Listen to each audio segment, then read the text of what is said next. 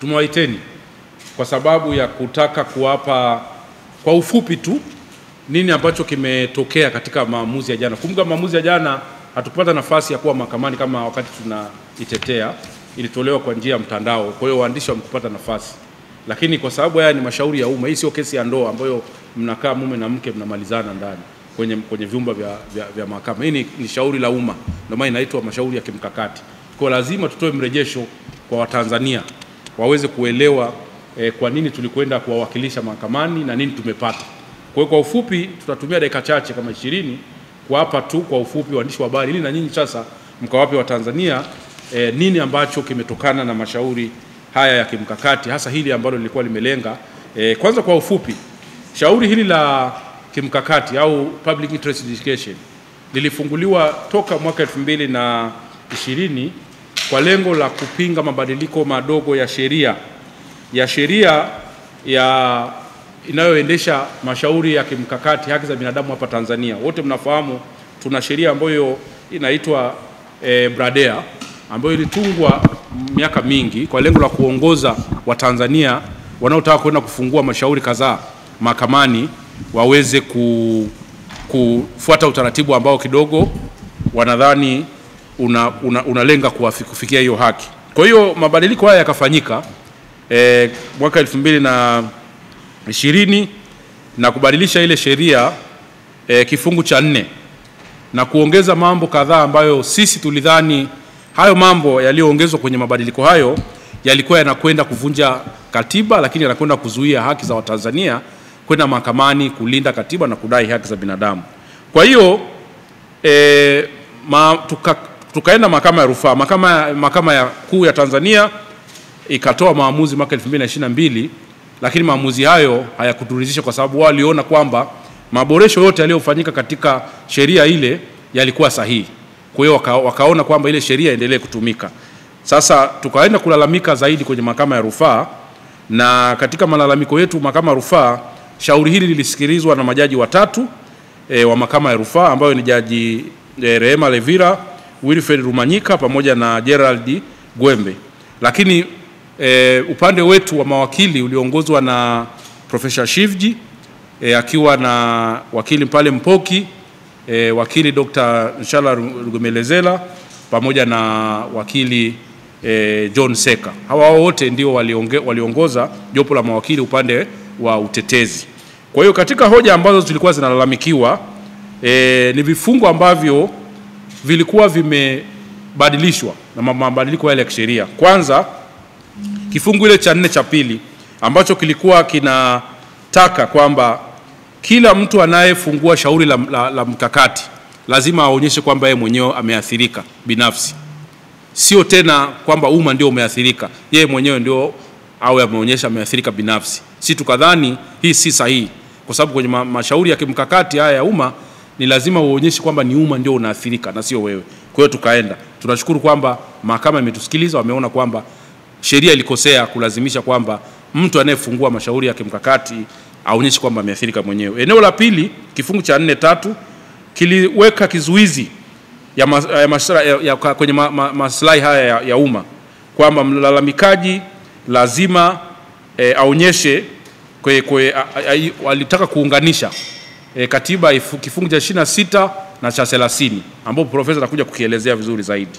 Lakini kifungu cha 4.4 kiliweka sharti kwamba mtu yote atakayefungua masharti haya hapaswi kuwashtaki viongozi wakuu waliotajwa pale: rais, makamu wa rais, spika, naibu spika, jaji mkuu.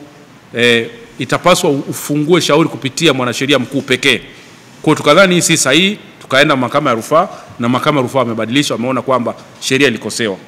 Kingine ni kwamba kilikuwa kinamtaka mlalamikaji kifungu kile cha 4.5 kwamba ni lazima atafute nafuu kupitia sheria nyingine. Lakini si tukadhani si sahihi kwa sababu mashauri haya ya kimkakati imetolewa moja kwa moja na ibara 26(2) ya katiba. Hakuna sehemu nyingine.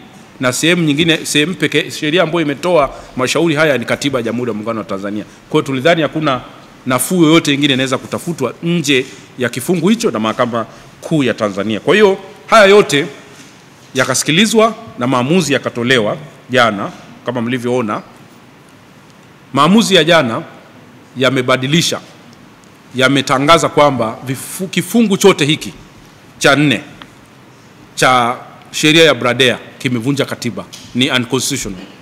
Kwa hiyo wakatoa maagizo kwamba ndani ya mwaka mmoja serikali pamoja na bunge wao wamebadilisha sheria hii na kikufuta kabisa kifungu hiki ambacho kinavunja haki za Watanzania kulinda katiba, kwenda mahakamani kulinda haki za binadamu. Kwa hiyo kwa ufupi, hayo ndio maamuzi ambayo yametokana na maamuzi ya jana katika shauri lililokuwa katika mahakama ya rufaa, na tungependa sasa leo, kwa sababu tupo hapa na jopo la mawakili, muweze kupata ufafanuzi kwa kina zaidi.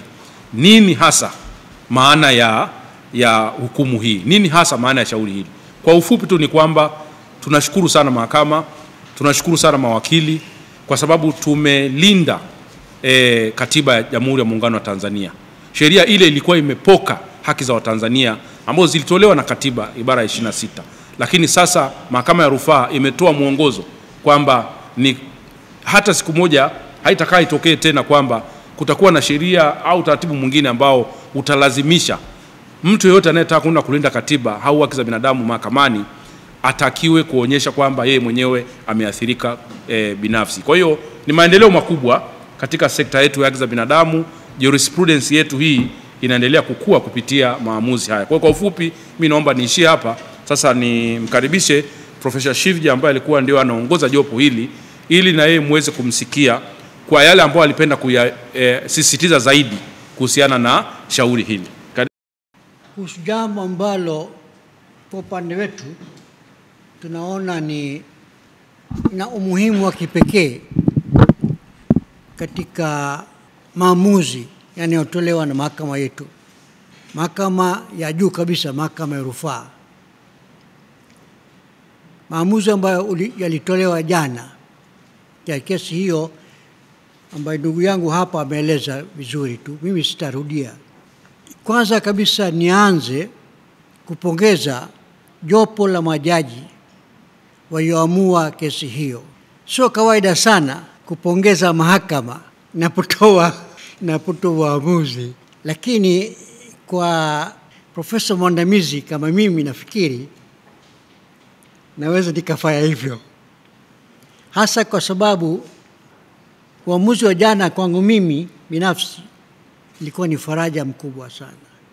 Katika ualimu wangu wa karibu miongo minne, nimewafundisha mawakili wengi sana wa pande zote mbili, mawakili wa serikali na mawakili binafsi, na pia baadhi ya majaji wa mahakama kuu na mahakama ya rufaa. Kwa hivyo naposikia uamuzi uliotolewa jana au uamuzi kama ule, inanipa faraja kubwa sana. Jambo la pili, ningependa kusema kwamba jopo la majaji liliongozwa na Jaji Levira kwa kiasi fulani alitoa uamuzi ambao ulikuwa wa kijasiri, hasa katika mazingira yetu. Uamuzi kama ule hatujawahi kusikia katika miaka zaidi ya 10 sasa. Kutokana na sababu mbalimbali ambazo sitaingia kwa sababu nitaambia sasa unaingia kwenye siasa.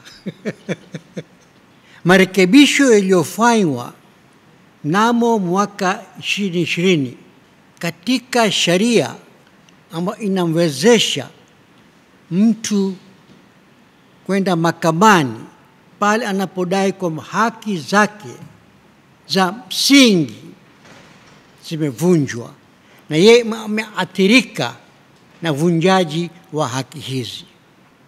Sasa mwaka 2020 wakaleta marekebisho, wakarekebisha sheria. Sio maboresho ndugu yangu, sio maboresho. Marekebisho walifanya. Haikuwa maboresho. Haikuwa maboresho. Kwa maoni yangu. Na nitaongea kidogo kwa nini haikuwa maboresho. Sasa katika katiba yetu tangu mwaka 84 ambapo tuliingiza haki za binadamu katika katiba yetu, kuna ibara mbili za katiba.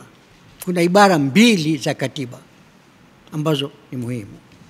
Ibara ya 30 ya katiba inamwezesha mtu au kundi la watu ambalo limeathirika na sheria fulani au tendo fulani la chombo cha serikali au afisa wa serikali, ameathirika na haki yake ya kimsingi imevunjwa, inamwezesha mtu kama huyu au kundi kama hili kwenda mahakamani. Ibara ya 30. Anapoenda mahakamani, madai yake kwamba kwanza anaonyesha kifungani, ibara gani ya katiba imevunjwa, moja, na pili, jinsi gani yeye binafsi ameathirika, yani maslahi yake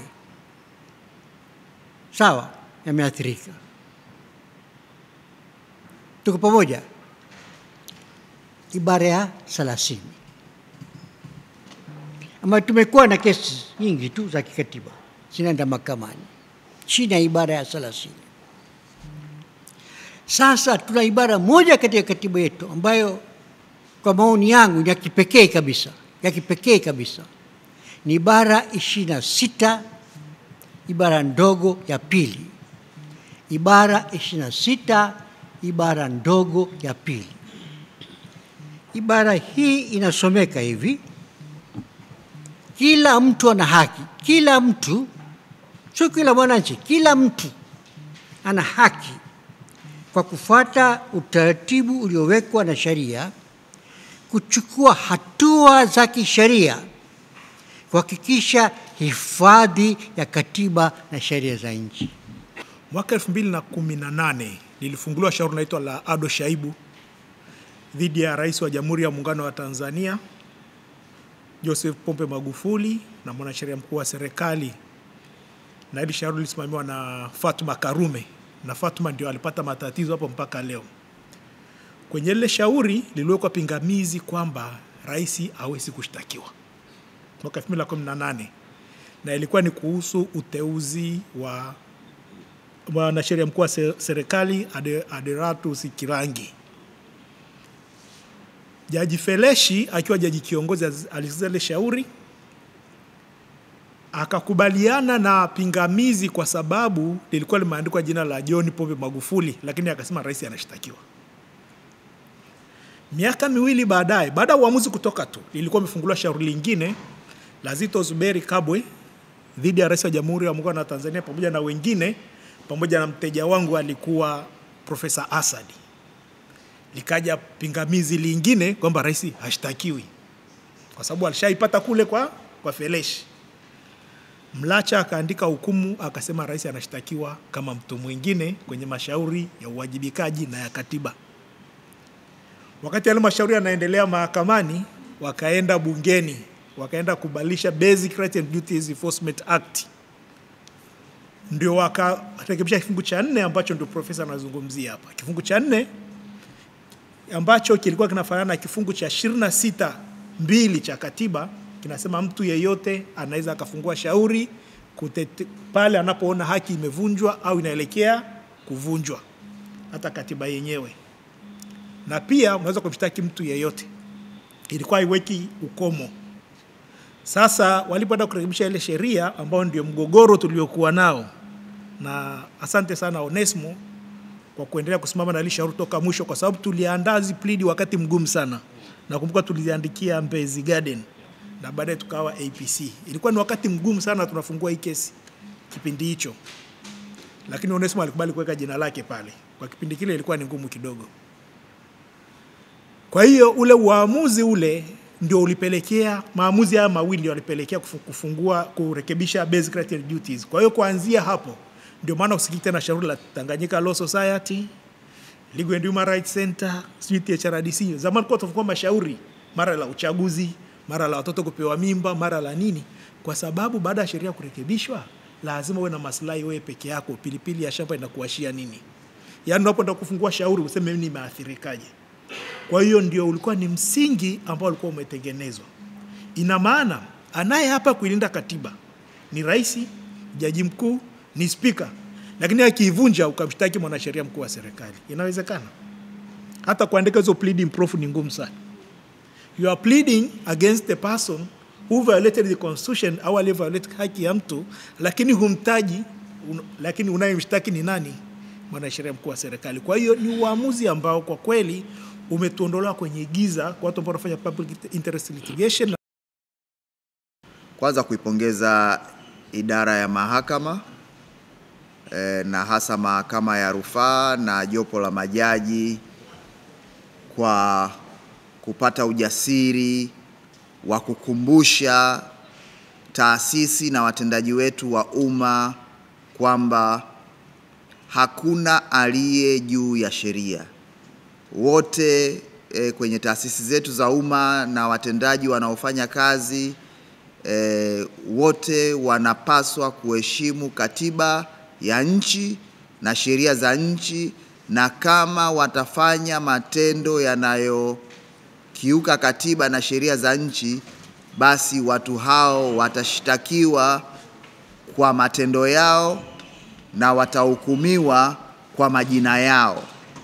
Kwa hiyo hili jambo ambalo mahakama ya rufaa imelisema kwamba kutukumbusha kwamba kwenye nchi ya kidemokrasia ambayo Tanzania ni mojawapo, hakuna aliye juu ya sheria, na yeyote ambaye ameapa na kula kiapo kwamba ataiheshimu katiba ya Jamhuri ya Muungano wa Tanzania na sheria zinazotungwa na bunge au kanuni zinazotungwa na mamlaka nyingine, basi mtu huyo atakapokiuka katiba hiyo au atakapokiuka sheria hizo atachukuliwa hatua kwa mujibu wa katiba na atatajwa kwa jina lake na sio kupitia mgongo wa mtu mwingine.